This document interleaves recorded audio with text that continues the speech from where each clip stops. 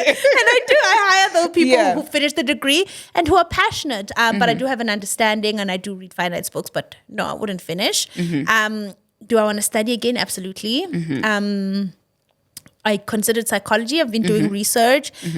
People who did psychology tell me it would be a waste for me to go study undergrad psychology. I should look into like more courses, etc. So yeah, I think it will happen in time. My kids are going to starting school soon. So when Zani goes into school, when my kids get out of that phase of they just needing more attention. Me, and they in school and they want to be encouraged to study, then probably I'll pick up a book so we can all have study time together. Okay, no, I love that. And then now that you've dropped out, right, you start your own business, right? You start a couple. Actually, you've done every business that we can think of, right? You start your different businesses, rather, or your first business. What was happening in your mind after you dropped out? Did you know that it's gonna work out in the end, or it was just a thing of, I'm just existing, I just have to pick myself up and start the business?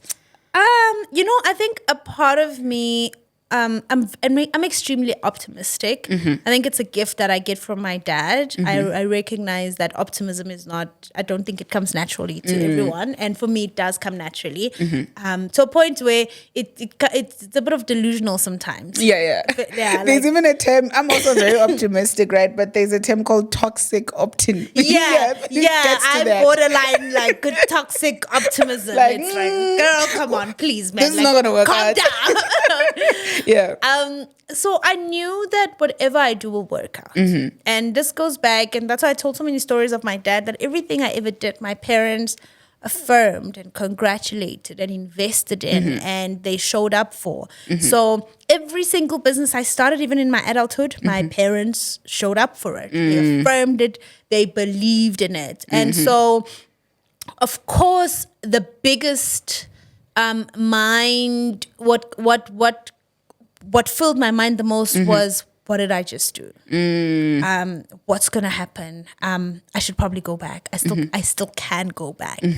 And this is why it was important to not stay at home, because everyone was just like, no, you can go back. And I knew I could go back. I knew I could just pick up from where I left off and I'd be fine. But I knew that's not what God had called me out of, had instructed me to do. And so it was literally, I think of it now, and it was just one day at a time of just trying different things. I really didn't know what I was doing. You didn't have a plan. Because also it's about to think about it. Yes, we note that you walk out of the exam, but I don't think that's the moment where you're like, singing. No. It was probably over days where you're like, I'm not going back there. It was a long process. And even over years where I'd sit with Dee and be like, girl, this is not what I want to do. And she was so passionate about what she was doing. And Caesar was passionate about choir. And so seeing him being a conductor it's not shocking. It's like, this guy would ditch class for that, and Dee would never. Dee knew exactly.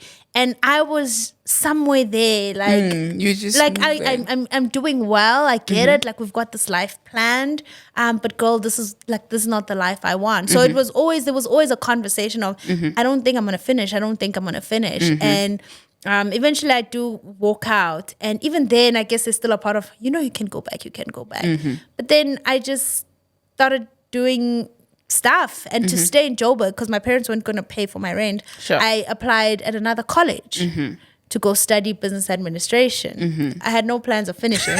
I just needed pocket money, and I needed my parents to pay for my rent while I hustle. And so I would attend class sometimes until I realized that I get 100% Yeah. I remember there's a part of the book where you were like, I just stopped going to class. Yeah, because I'm just like, ma'am, I'll teach you. Like, I know what we're doing. Yeah. And I spent time just working on my business. I would just write things down. But I woke up every day, early in the morning. Every day, I still do this. Every day I woke up with a purpose in mind. Okay. Even if that purpose was, today you're cleaning your fridge. But there was just a purpose in mind that will always lead to something else. Yeah. I think also one of my biggest takeaways from this whole thing, you doing well in your studies but still letting it go, is that being good at something doesn't mean you need to stay there, or that's where you're called to. You may be called for something that's actually bigger than that. That may just be the stepping stone. Exactly. Because when you think about, I was like processing like your whole journey, thinking about the fact that we look at it like, oh my God, she dropped out, and maybe you felt the shame. You obviously did. But I don't think you would be the Mpoomy Ledwaba we know had that not okayed. Yeah. It's almost like, yes, we're rectifying these traumas, we're rectifying these things, but when you think about it in hindsight, every single thing had to happen the way it did, so that you could be the person that you are, so that you could be the Moses of this generation. You had to go through Moses. You had to go through so that we don't have to go through some of these things. So now you started, you start Anino, right? Yeah. You did take a beauty course, right? Yes, I did. Okay. I did. So it was like a beauty diploma. And the reason why I did that was they said that you could make 10,000 Rand a month. Okay. And I was like, I could do 10,000 Rand a month? Yeah. And I went and I studied beauty. I mean, there had always been love for beauty just growing up, but I never thought I'd have like a salon or anything like that.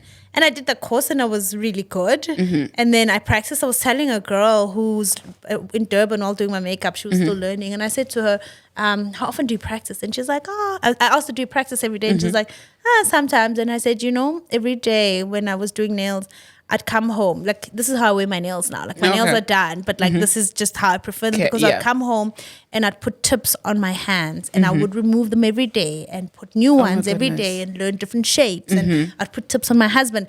There would not be a day, no one would come into my house and not leave with their nails being done, because that's how seriously I took it. A day would not go by where I don't do nails. Yeah, so you must always put in that 1% daily. Yes, every single day I lived, breathed nails. I'm sure Bengnugi acetone.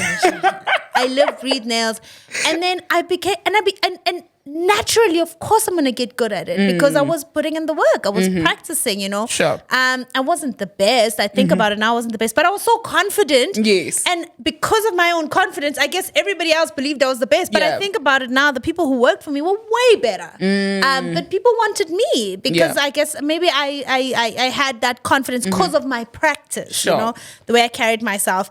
And I became exceptional at that, and I did it fully until I became bored, and then I got into something else, and that something else I gave it also. I live, breathe, eat books. That's who I am now. 5-10 years time, I don't know, maybe I'm engineer, and that's what I'll be living, breathing. And that's but whatever I'm doing at the time, I've learned to fully immerse myself. Okay. Yeah. Practice does make perfect. Practice. Those 10,000 hours, nobody can take that away from me. I could sit here now. If you bring me a nail kit, I will give you a good set of nails. All right. Love that. So now you start Anino, right? Yeah. And then obviously start small before you expand. What was your plan? Did you have the funding? Did you have it all figured out? Or you're just like, I'm starting a business. What equipped you to start the business? In the beginning, obviously it was the plan was I was going to do house calls. Okay. Mobile salons were not a thing. At the time, I think it felt very innovative. Sure. My dad took my car and he went and he put, what do you call this? Stickers on the car, like nails on wheels. That's what I called it, nails on wheels. And it was mind-blowing at the time. And I did that, and that's what I thought I would do. But then within the first month, I made that 10,000 Rand I said I would make. And I was like, okay, what now? I've reached the ceiling. But I thought it's going to take me 5-6 months. But within a month, I made that 10,000 Rand. And I was like, okay, what now? And I did it for some time until I realized that, okay, I'm making the money. Excuse me. I'm making the money, but I don't have time. I leave the house at a certain time and I come back at a certain time. It's fine for now, but this is not the kind of life that I want. I want freedom. Like I was looking at my husband who in one gig would make what I was making. And then he had time and I don't have time. Sure. So I was like, okay, cool. Something has to change. That's when I realized, okay, I need to bring people on board. But bringing people for house calls, I knew that they would steal my clients. So I have to bring them in a central place and save time. So that's how I started the salon. Okay. I went to my parents. I wrote a business plan. I presented it, shaking like nobody's business. And then they gave me a loan and I started it. It was obviously not enough. So I had also saved some money from when I was working, and we opened up. And then as that started working, then I got more interested and immersed in the business world. And then I applied for funding, got funding from NYDA. All right. And yeah, that's how I kind of got established. Okay. I love your integrity, right? Where there's a part where your dad loaned you, I don't know if it was both your parents, but you were loaned like 80,000 rand, right? Yes. And then when you have made it, you actually went back to pay it back, which is not a usual thing with families. Really, guys? Like, I promise you. Maybe you were wrong, but for me, it's like that is exactly what you do. You said you will bring it back. Yeah. Why wouldn't you bring it back? But I really loved that integrity to say these were your parents, because sometimes in this generation now, right, there is entitlement issues sometimes. So you have this thing. It's my mom was. Yeah, she has to start a business for me. Yeah.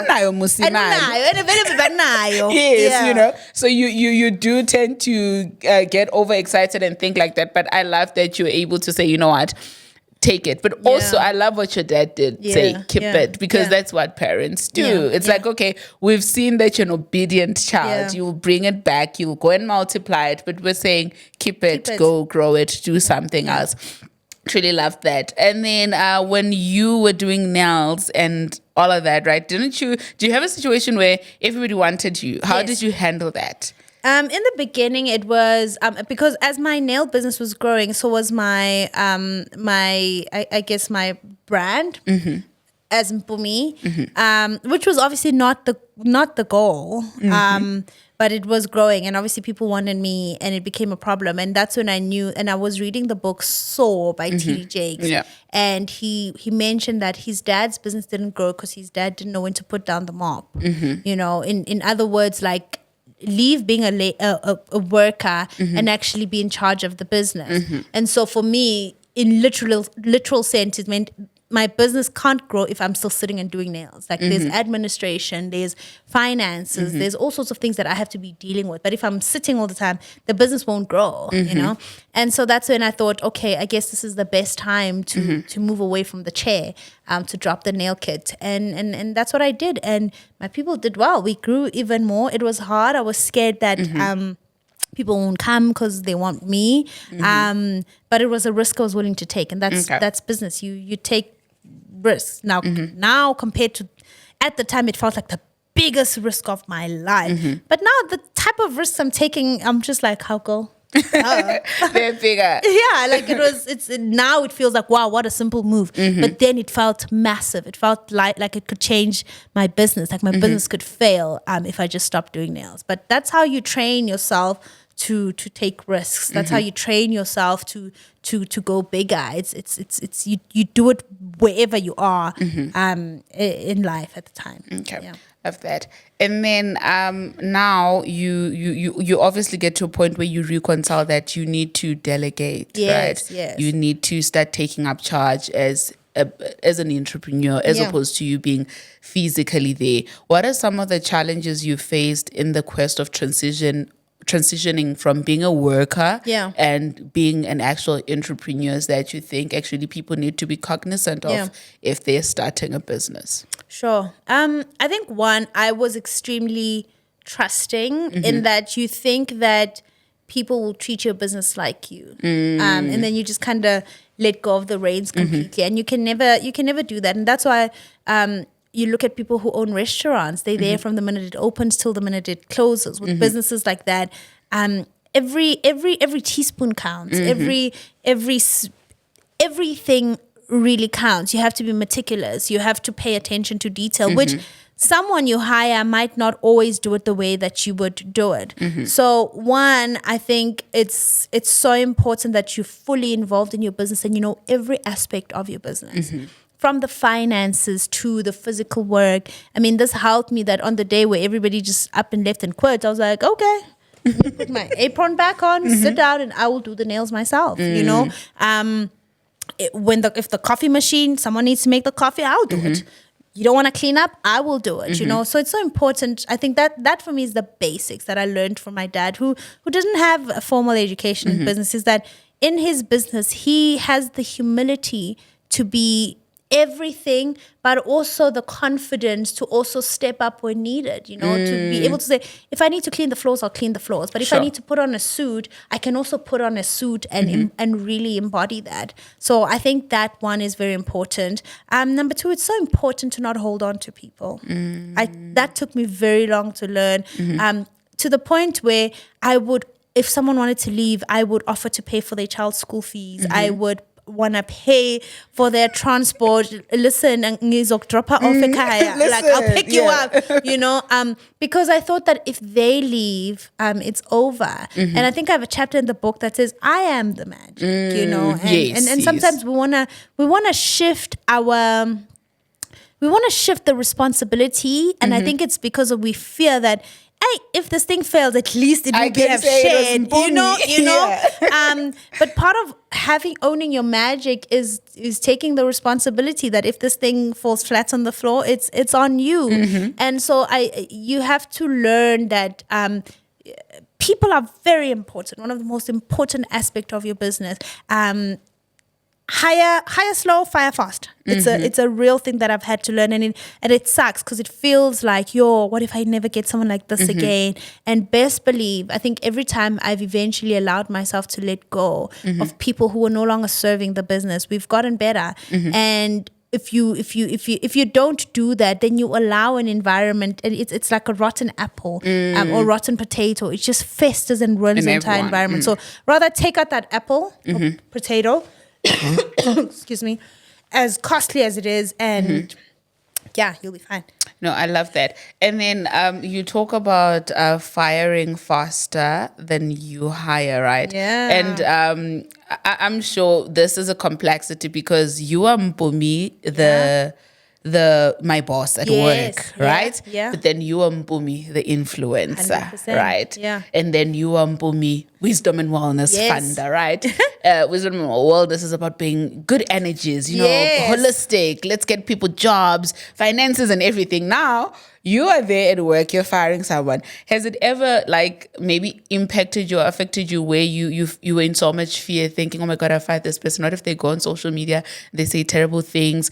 Am I even living up to the brand that I'm trying to preach? How do you handle those type of emotions or complexities? Because I'm sure they do, because you're not just Mpoomy, there's different facets to you. Yeah. So what I've learned is the bigger my personal brand grows, the leaner my environment has to be. So at first I used to think, I'm going to have a team of 20 people, whatever. And then I realized that, no, actually, my business, there's a way in which you can do business with a lean team, right? And that's why I hire slow, because I want to make sure that the people that are there are people of integrity, people of, who understand that, yes, we're a wellness company, but we're not waking up and kumbayaring. No, we create the kumbayaring for other people, and there is that misconception that you'll come, and I see it when people, I'll post little things and people will be like, oh, are you guys hiring? And I'm like, I wish you knew how much these girls, I work with a team of girls, these girls work. We work. We work like it is and I'm not saying we don't take our own advice. We really, really do. But when it's crunch time, it is crunch time. And I've learned now that I started hiring people based on that, the character, the skill, the work ethic. For me, work ethic is number one. So you could come with no idea on wellness or whatever, and it's fine. Eventually, in fact, everybody came in like that. It's like they're not interested in wellness. We're not trying to read books. No, not trying to read books. But because what we do, because I, at my core, believe so much in what I'm doing, eventually they become those people. So all of my team, we have become wisdom and wellness, but that's not what they were hired for. You were hired for your skill, but the skill remains. So, and going back to your question, yes, there has been that fear that people, and I think I have been bad-mouthed, and that comes with entrepreneurship. It really is. It is what it is. I've had to learn to get used to that. if people don't think that I'm allowed to fire them, people don't think they don't think just Christian. I'm supposed to be Christian, but it's that reconciliation again with my identity in Christ and also my own personality that I book girl, you are a human being with a business that needs to thrive, and I could choose in each moment. Do I choose to people please and potentially sabotage something that is generational, or do I stand my ground and be painted as this image? And it's fine. I think there's 100 other people who keep getting painted, and we recover, and we'll be fine. But it doesn't mean it's fun. You just learn to live with it. Okay. Yeah. I hope I've answered you. I know I go a very long way to get to my answer. You have answered me, but I can just imagine how tough it is. It is. Constantly trying to, there is you, obviously, and just going into the next question, there's you, Mpoomy Ledwaba, the brand. Yeah. And then there's you, wisdom and wellness. And I mean, I'm sure sometimes you do want to breathe. I'm getting yak, and I mean, I'm human. Yeah. Like, I am allowed to slip up in certain things, right? So I was wondering that, has there been a point where there's certain compromises or sacrifices you have made in order for wisdom and wellness to be what it is, but it had nothing to do with Mpoomy Ledwaba, the brand? Sure. That's an interesting question. Sacrifices that I've had to make. Yeah, I think in the beginning, wisdom and wellness I've had wisdom and wellness for over 4 or 5 years now. And I pay for wisdom and wellness.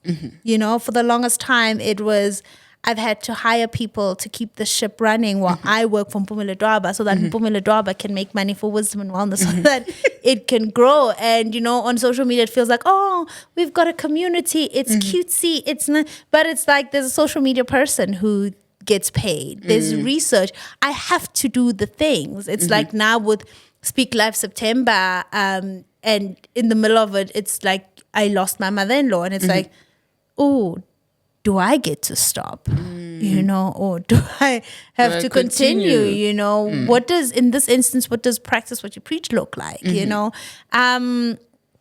that's what comes on top of mind. But also even in the team, like you said, I've had to constantly have to put my foot down because I'm personable and I love having relationships with the people I work with. And I know they always say, don't become friends with your people. But I want relationships. I want personal relationships.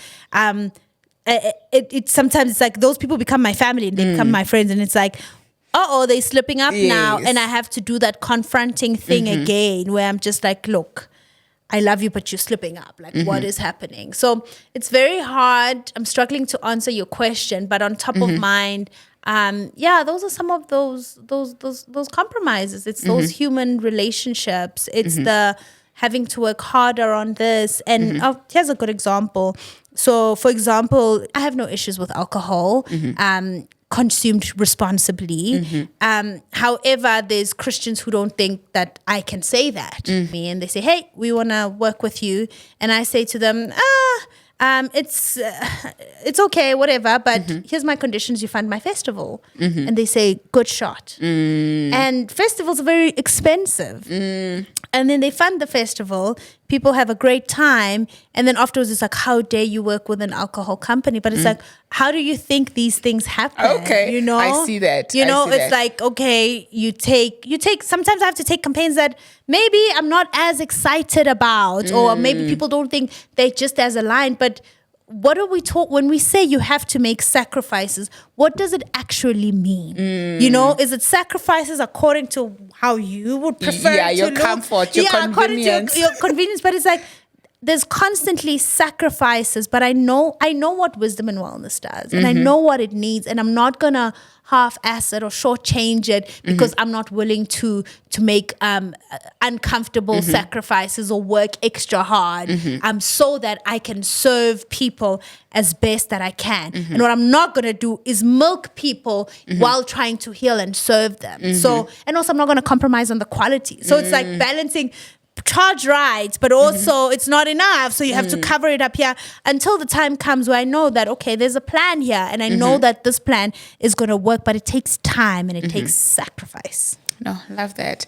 You actually answered it so well. Did I? I felt like I was going around the circle. No, it came together at the end. Good, like I think good. you got your bingo. Good. I've seen one thing about you. I don't know if this is an intentional or deliberate thing. You're not on every campaign. Yeah. Do you tell yourself that my standard answer is no? Yeah. Or do you tell yourself that these are the only particular brands I'll ever work with? Yeah. Or what does it informs your campaigns? Because I'm just like, this could do here? well with Mpoomy, but why is she not here?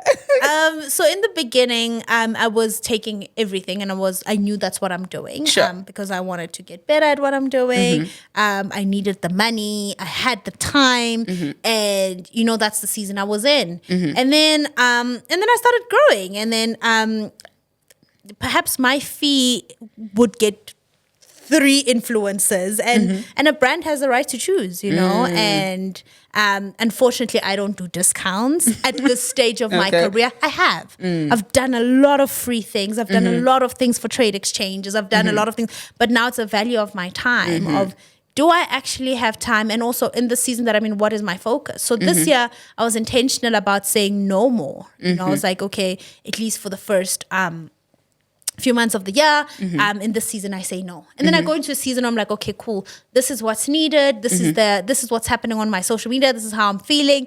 It's a yes season. So you'll find times where it's like dead quiet, no campaigns, intentionally so, and then it's like, okay, it's go time, it's go time. So I play it by where I'm at. So there's no strict rules of it, but my team knows when I say no right now, listen, you could come with a truckload of millions. You read my mind. I was about to ask, have you ever said no to good money and a good brand where you're just like, nah? Yes, and and it's not about them, it's the integrity to myself. And I'm teaching my team the kind of person that I am.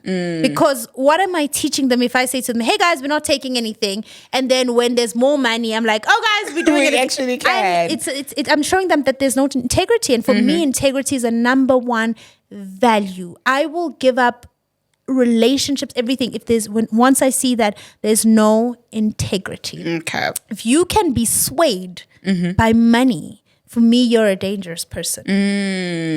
Okay. And I love money. And it loves you. It loves me, but I've had to make a decision that it cannot be my idol. I cannot be swayed by money. I cannot be swayed by popularity. And I cannot be swayed by something that looks like it's a better opportunity. If I said I'm doing A and A looks like breadcrumbs, I will stick to A until I have completed A, because that is integrity. And I want the people I'm surrounded by, the team that I cultivate, to lead with integrity. Because if I don't have integrity, the next offer they get, they're jumping at it. Why would I be shocked? Because that's what I do. No, I do. So yeah. Moving from YouTube, right? You start your YouTube channel, it grows, we're all watching and etc. Then how do you decide to go into podcasting? Brendan said I should start a podcast. Okay. So Brendan's one of his gifts is he's very futuristic, and there's a different word to futuristic that it's not coming to mind.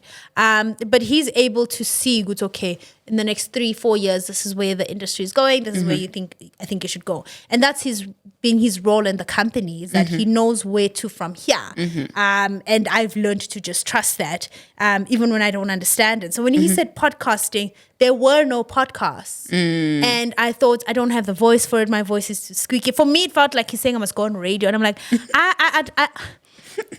it's not gonna work, you know. And he just said, trust me. And I said, okay, I will show up. You tell me how to show up, and I'll do that. And that's what I've been doing. So that's how I got into podcasting. Okay. But I mean, going back to like my first YouTube video, I'm doing what I've always been doing. It just has a name now and structure. Yes. And anyway, I never really fully enjoyed vlogging. I felt like it was it was giving a lot of my life, and I don't do well with people minding my business too much. I don't take it well at all. People criticizing my kids, my family, I don't take it well. And I just got to a point where I'm just so angry. And I'm like, I don't have to do this. And so I stopped. Okay, now I hear that. This one, I had to ask one of my friends to give me questions because I feel like some of the questions I wanted to ask, I had already had answers to. Yeah. Said I should ask you. Have you ever had a moment of disobedience? Because you speak a lot on listening to the voice of the Lord, yielding and obeying. Yeah. Have you ever disobeyed God's instruction, and what was the consequence? Sure. I think we all disobey more than we say. But I think I actually shared this at a speaking engagement, particularly this year. God told me it was very clear that I needed to slow down. I didn't understand why. But now in hindsight, I understand. And I had to slow down and I had to stop taking speaking engagements. So I had speaking engagements every weekend. You know, every weekend, Monday to Friday I work, Saturday speaking engagements. Even though it was in the morning, but then I knew I had time with my kids afternoon. And God almost just instructed me that, no, I need you to be home with your family, you know, just that. And at first I was like, okay. So I tell my team, I'm like, okay, guys, we, instead of taking 4 engagements a month, we'll take 2 or 1, you know, let's do that. And we tried that. And every engagement that I took out of disobedience, I've had to pay a refund. Because I just never made it. Either I got extremely sick to the point of losing my voice, or my passport was not there, or something massive was happening in the family. I never made it to any speaking engagement until I knew that I was given up until September. And last week was my first speaking engagement back on stage. Not because I didn't say yes. I said yes disobediently, but I just never made it, and I'd have to repent. I actually apologized to my manager this one time when we had to do a refund, and I said to her, I actually have to repent because I knew that I had to stop, but I would like compromise and be like, no, just one, and that wasn't the instruction. The instruction was to stop. And we think obedience is all about just the yes, or the open doors, but obedience is also about, do you yield when God says I'm closing the doors, you know? And this was very hard. Like, it was very, very hard. So much of it was linked to my identity, you know? But it taught me, this year's been one of the most important seasons of my life where I've detached so much from a lot of things that I idolized. And idolatry is literally anything that's more important than God in that moment. And for the mere fact that you would say, I'll just take it, it means that in that moment it takes place more importance over God. That's idolatry. We think idolatry is bowing down to statues. No, it's putting your family before God, putting your spouse before God, putting careers before God, and that's what I was doing. And those were the consequences. Doing refunds, not showing up. I pride myself in showing up when I said I would, and having to disappoint those people. I don't know what impact they've taken, but my disobedience has probably cost them. You know, disobedience costs other people. I remember one lady, I was supposed to go to a vendor, and she was so broken that I couldn't come anymore. She said, all these people, we're expecting 500 people, and I know they came for you. And I said, I was so broken and so sorry, but there was nothing I could do. And in that moment, I realized how costly disobedience is. And I shut it all down until God said, okay, it's time. I can do this. Yeah. All right. Okay. That's disobedience. And how do you handle prolonged seasons? Yeah.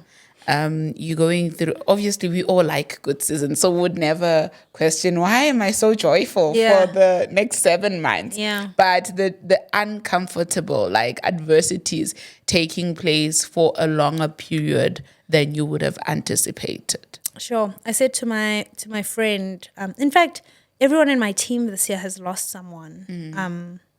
So it's been hard, navigating it as a leader, where there's just, you're dealing with real human emotions, but you're also dealing with deadlines. And our deadlines are other humans, other humans who need this as much as you do, but then my people need this. And I eventually said to my friend, it's just one day at a time. If you wake up in the morning and you can, and you've got that joy, hold on to that joy and feel it fully. And then when there's a gush of breakdown, have it. When there's sadness, be sad. When there's laughter, laugh from your belly. And that is how you handle seasons.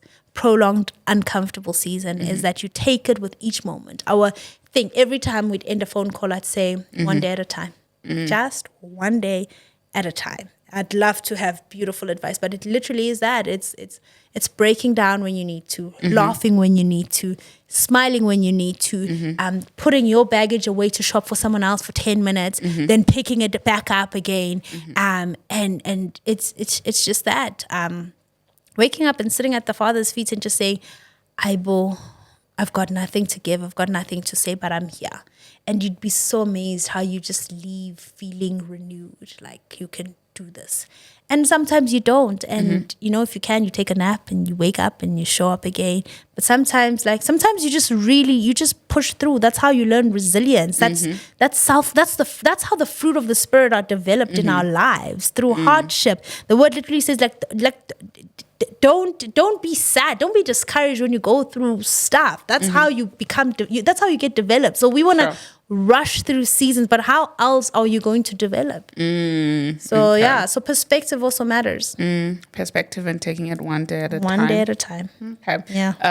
3 tips that you would give to a person that wants to go into podcasting and creation. Podcasting creation.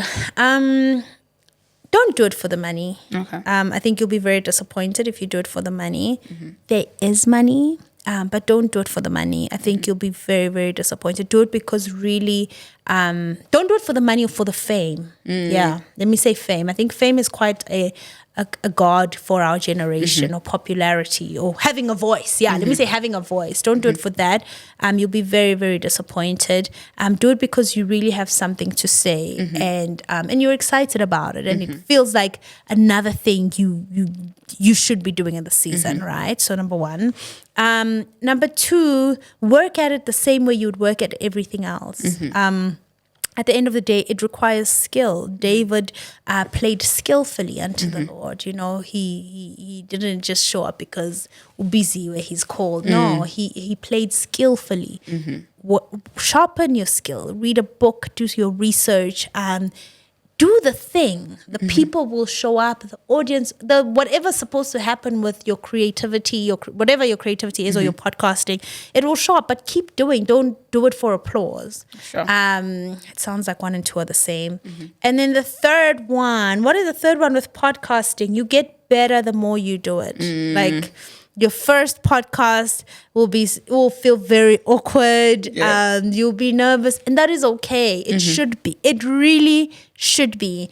And then someday you'll be like, oh wow, I'm getting into this. That was good. And then you have another bad day, and it's okay. And something that freed me this year, after I felt like I had such a terrible conversation, I said to myself, I don't owe anyone, including myself, a number 1 podcast mind-blowing episode every time. Nobody is 100% all the time, and it's so unfair to expect that every single time you will have a hit. And funny enough, that same episode, someone sent me a testimony about how it did something so great for them. I'm like, you see, you're thinking about how it should appear, how it should feel, but something simple could just be life-changing to someone. So don't stop.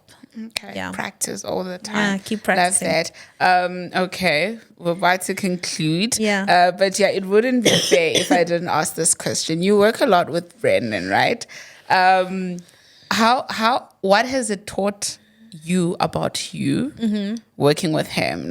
And what are the dynamics? Where do you draw the line between support as a husband and ngisemsebenzini? I mean, it's his craft. He must pay for it. He must get paid for it. So in terms of payment, we're very diligent with that. everybody gets paid, including myself. I get paid a salary. He gets paid a salary. Everybody gets paid a salary. We honor that, and we had to put that boundary in place so that whether we agree or not, you have to do the work because we are at the end of the month. You know, Yeah. you know. So that boundary is very, very clear that we are running a business and we have to honor it, and we have to honor each other's gifts. And I think paying people, even if it's your little sister, whoever you're working with. Compensating shows them that I honor your time, I honor your gift, I honor your contribution. It might not be what I wish I could pay you, but I see you. So that's the first one. What was the other question? What has it taught you about you? What has it taught me about me? What has working with my husband taught me about me? That he's taught me to learn to know when to learn to factor in human emotions. Okay. And it's taken so much time, and I have an ability to put emotions out and just go. And unfortunately, I would treat other people that way. But he won't budge because he's obviously my husband, and I've had to learn over time. And I'm so grateful that in this such a hard season for my team, over time I have gathered so much empathy for the people I work for. That, you know what, if a podcast should be late, and I'm not saying we shouldn't honor our work and whatever, but sometimes it calls for that, and it calls for that as a leader to say, hey, put this aside, this matters more. Like, work is not life or death. So he's taught me that. Okay, I love that. And how do you then decide how you get increases? Is it a thing of, hi baby, let's discuss? Or is it a thing of you looking at, it's a serious formal, let's look at how the economy is doing, let's look at how... We have a bookkeeper. Okay. We have a bookkeeper where if someone wants to buy a car or whatever, accountant looks at the books. Sorry guys, you're not ready. Or sorry, no, you can't get increases. You're not ready. And that's it. But we're blessed that we're multi-skilled. That if I want a holiday, I can take on an extra campaign. If he wants this, he can take on an extra gig. Okay. So there's that. So we're not fully dependent on the business. Otherwise, it would break because of our lifestyle. Okay, I hear that. Yeah, so there's that. But in terms of the business, he's not getting 10 rand this month and then 20 next month. No, it's set. These formal structures, and it's formal the same way it is with everybody else, and with me as well. I don't just get to withdraw an extra 15. Like, we made 5 million this month. No. I need more. That is the fastest way to kill a business. But yeah, there's structures in place, and that's how we survived COVID. It's that's my rigidness. I think if you had to ask him what did he learn from me, he would tell you that's what he learned. Very rigid, very integrity with money. A good steward of what you've been given. Okay. All right, love that. And then the last question, it's not second last. What book have you read more than 2 times and why? What book have I read more than 2 times? I don't think there is one. There isn't one. I don't think so. Not that I can think of. No, no. All right. Okay. No, yeah. You haven't had to read a book twice. All right. I read it once and I go in it and I enjoy it and I put it away. Okay, cool. Yeah. Love that. And then in closing, what is this season of your life? This season of my life is duality. I'm living in the best moment of my life where I'm taking it all in so much. I am taking it all in. I am receiving the love. I'm receiving